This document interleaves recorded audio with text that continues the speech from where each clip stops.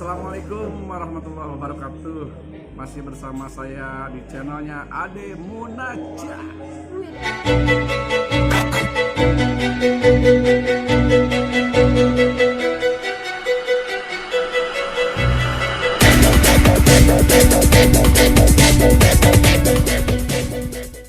Oke, kali ini saya sudah bersama orang jauh di Mato, guys.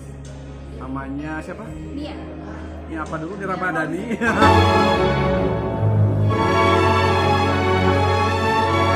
Dong, jangan lupa di follow juga Instagramnya ya.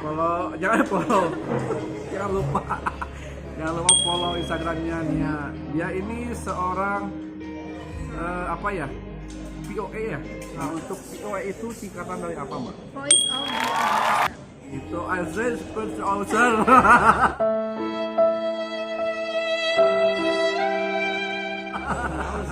Nah, artinya apa tuh? Jadi kita tuh bisa jadi apa ya? Orang-orang yang bisa mengisi suara-suara tertentu. Misal kalau untuk keperluan company profile kita bisa mengisi, terus kemudian ada cerita-cerita dongeng bisa juga tuh. Jadi kalau mengisi suara sih. Kalau kartun gitu kayak Doraemon gitu, gitu. Itu masuk POE apa cuma pengisi suara aja? Sama aja sih sebenarnya. Seperti itu. Oke. Nah, sekarang dunia ini jauh-jauh dari Palembang, guys. Dari Palembang ya? Bukan sih. Kan dari mana dong? Dari Jakarta ke sini. Oh, Jakarta, tapi lahir di Palembang kan? Lahirnya di Palembang, tapi untuk sukunya ini suku Jawa, bukan suku Palembang. Oh, bukan suku Palembang, suku ya. Jangan salah. Suku lain cokor. Sukunya Suku Jawa, tapi lahirnya di Palembang. Nah, saya mau nanya-nanya nih sambil santai.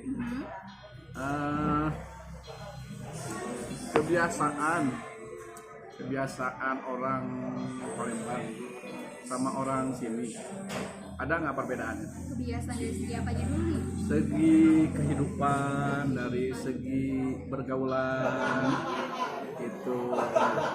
Kalau dari segi kehidupan, mengenai prinsip-prinsip orang hidupnya atau gimana? Terserah, apa bebas Ya. pokoknya. Kalau sebenarnya kalau saya melihat suku Sunda itu lebih ke apa ya? Kepribadiannya lebih ke ramah ya. Sedangkan kalau orang-orang Palembang tuh lebih terkenal orang-orang yang tegas.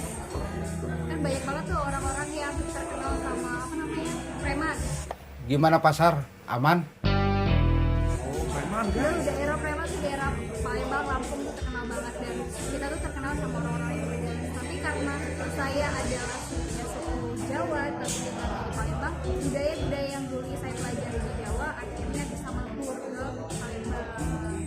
Nah, di Palembang sendiri itu ada berapa suku, Mbak? Kalau mau pengen saya tahu. Kalau Palembang sukunya sebenarnya satu Sumatera Selatan yang nggak ada yang spesifik khusus, misal kayak suku Dayak nggak ada, jadi kita sama suku Melayu. Melayu. Itu hampir berdekatan sama Pulau Riau, jadi kita budayanya sebenarnya sangat berdekatan, ada juga Padang.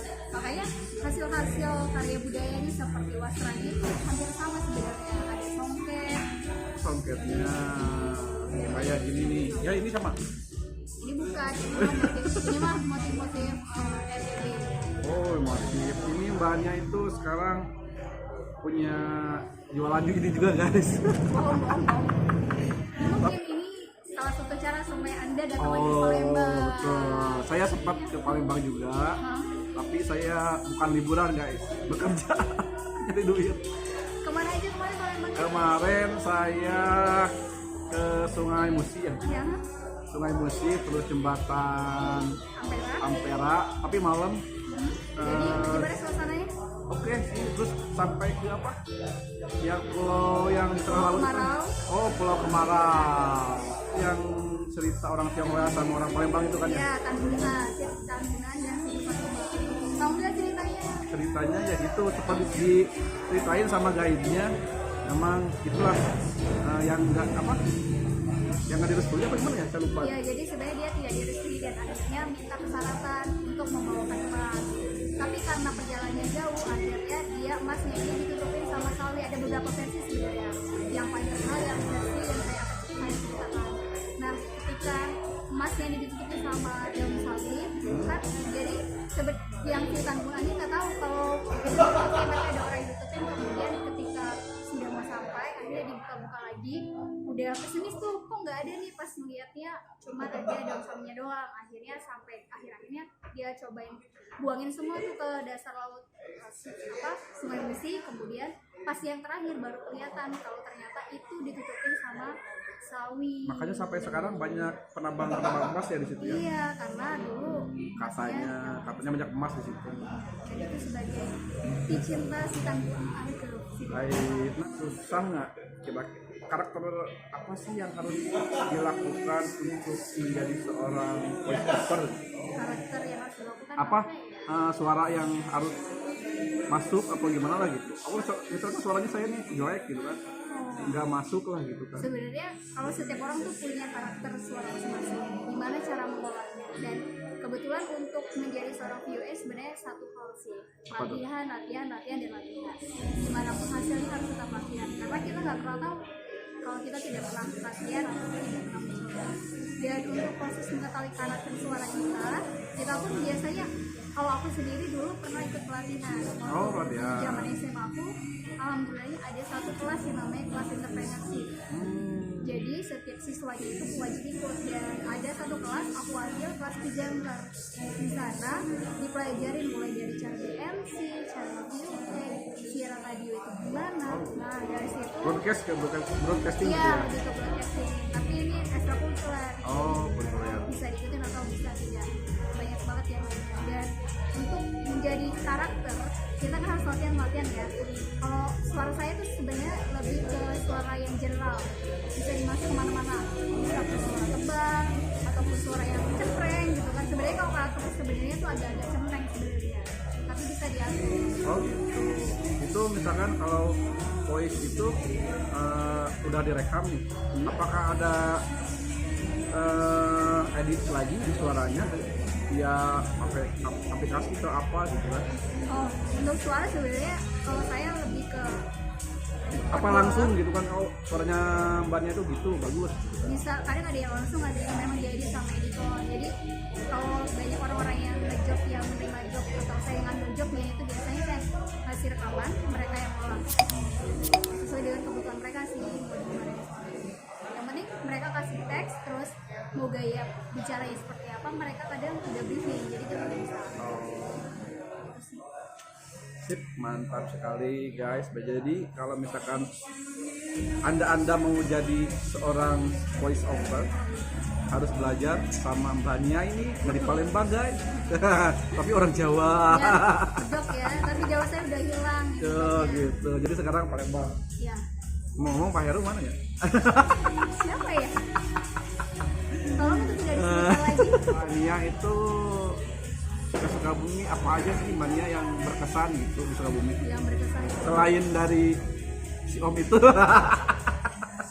Oke, sebenarnya pertama kali tertarik ke Sukabumi itu saya kenal sama satu fotografer namanya Iman Firmansyah. Ini mungkin sekaligus yang membantu sekarang promosi ya. promosi Treasure itu ya? Ya, dia punya buku, garapan buku namanya Treasure of Sukabumi. Dan waktu itu dari awal dia kan gampang ya orang yang membuat buku atau enggak. Akhirnya diskusi, kemudian tahu nih potensi Sukabumi dari kota, kabupaten Sukabumi itu seperti apa. Dari sana akhirnya ternyata Sukabumi ini unik ya, lengkap ya menurut aku ya, dari destinasi wisatanya, budayanya, kuliner.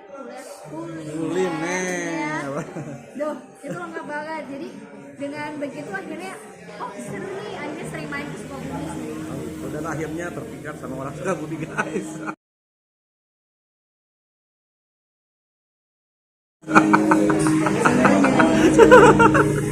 Kenapa ya Pak? Nggak apa-apa Mbak, itu baik Mbak.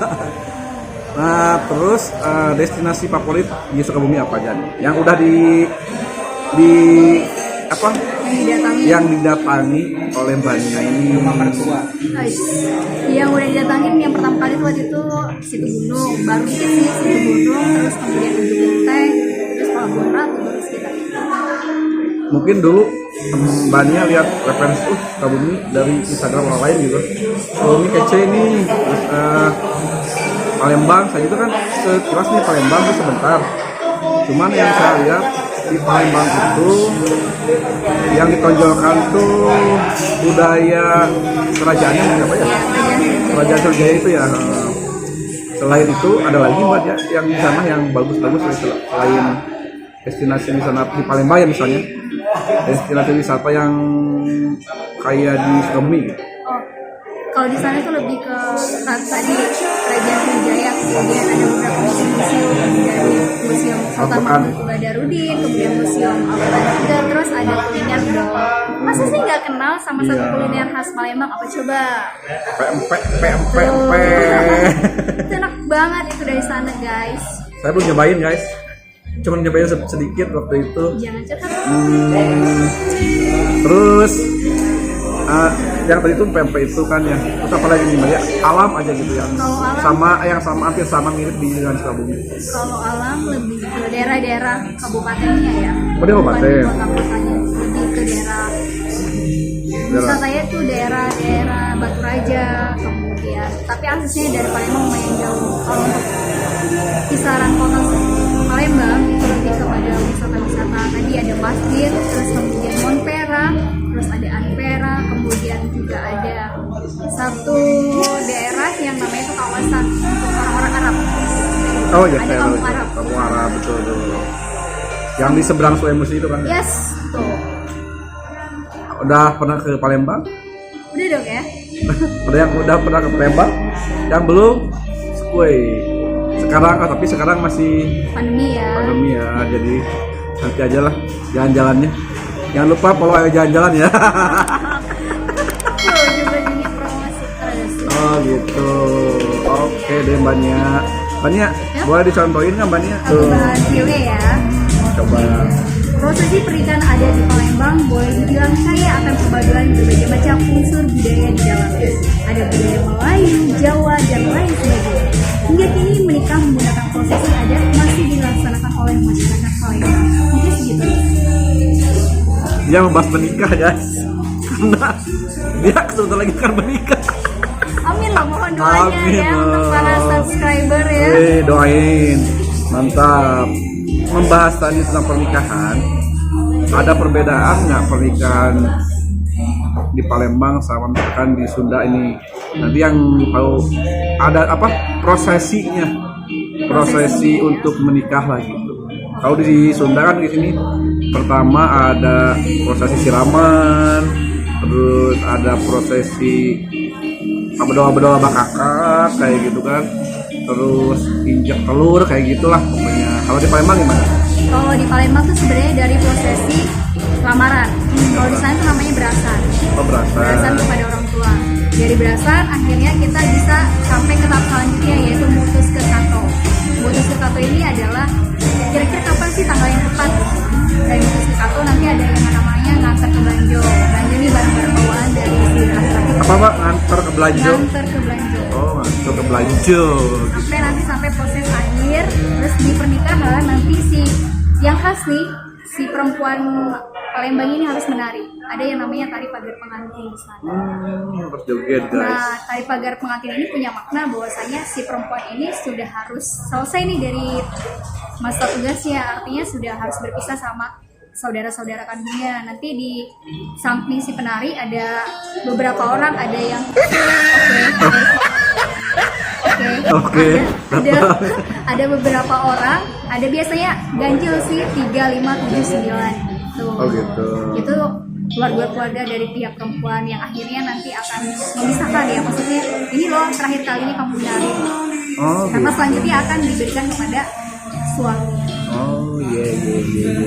Mantap sekali. Poin deh tari pagar. Oke, membahas tentang tadi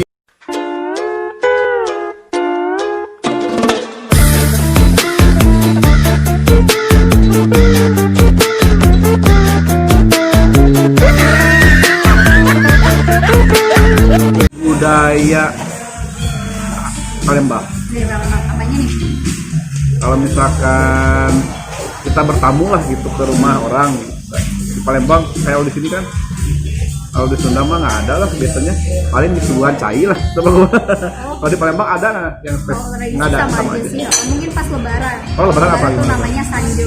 Oh gimana kalau lebaran? Kalau lebaran itu biasanya tuh kalau orang Palembang tuh hektik banget di H-1 menuju lebaran karena tuh beberes menunjukkan ini loh rumah terbaik gitu, biasanya kayak gitu. Dan nanti pas sanjo makanan khas yang selalu ada itu adalah pempek.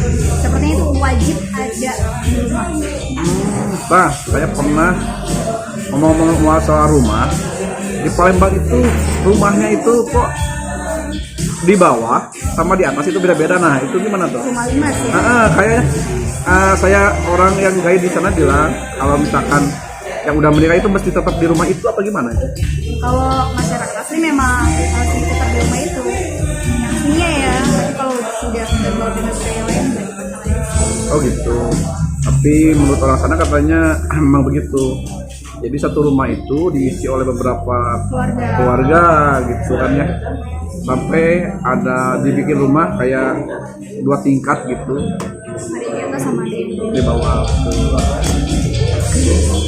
Kalau di sini sih nggak ada, bebas kalau di Sunda. masih sih bebas. Kalau di Sunda maksudnya rumah ya kamu jadi rumah sendiri gitu kan. Mandiri lah ya. Mandiri lah gitu. Kalau misalkan saya juga kalau udah nikah di rumah mertua tuh asal gimana gitu. Ya sih, itu kayak semua Masalahnya kan budaya ya. kalau pagi-pagi sok era gitu. Kalau itu udah mandi. Satu jaga image ya. Aduh, Ini mantap. Bapak curhat. Curhat emang begitu guys. Mungkin ada nggak ada lagi pertanyaan dari saya. Mungkin ada pertanyaan dari Mbak. Mungkin dari saya, kenapa Mas ini tertarik banget untuk mengangkat Sukabumi melalui itu? Karena memang satu tempat kelahiran saya dong. Oh asli ya berarti Asli ya? di sini orangnya. Bukan ada campuran apa di campuran blasteran kangguru yang Doberman bukan. Enggak, saya nggak mengangkat budaya sini sebenarnya. Saya hanya pengen di satu akun saya memang Sukabumi itu memang harus destinasi yang nanti ke depan mungkin akan diminati atau didatangi oleh orang luar, menjadi pengen Sukabumi itu jadi referensi destinasi wisata yang lain gitu kan. Saya memang agak sekarang tuh memang contohnya di Instagram saya memang saya jarang keluar ya. Jarang keluar apanya? Bukan lagi. Coba sobat-sobat ya kepoin Instagramnya ya. Kalau saya keluar berarti saya bekerja gitu kan. Ini bekerja dan konten kan? Konten bener. Tapi Sukabumi wajib lah kalian datangi. Sampai orang Palembang pun ke Sukabumi guys. Nanti Sukabumi maju, kamu jadi apa? Jangan sampai jadi penonton aja orang Sukabumi. Ayo jadi bikin produk lah atau jadi guide untuk orang luar kah? Ya karena Sukabumi punya potensi yang luar biasa ya. Betul sekali. Siap. Sekian vlog saya tentang Mbak ini Ya. yang sudah datang dari Palembang ke Sukabumi guys. Karena mungkin karena ada hal lain juga yang harus dibereskan. Dari tadi mancing-mancing ya. Ya semoga aja niat baiknya menjadi baik juga untuk Mbak ini. Siap, semoga lancar semuanya pernikahannya. Masih tetap ya di ujung ya. Tetap loh. Oke, sekian vlog saya ngabaso ini. Ya. Assalamualaikum warahmatullahi wabarakatuh. Waalaikumsalam warahmatullahi wabarakatuh. Ngomong dong Mbak. Apa? Ngabaso, ngawangkong bareng sobat. Ngabaso, ngawangkong bareng sobat. Terima kasih.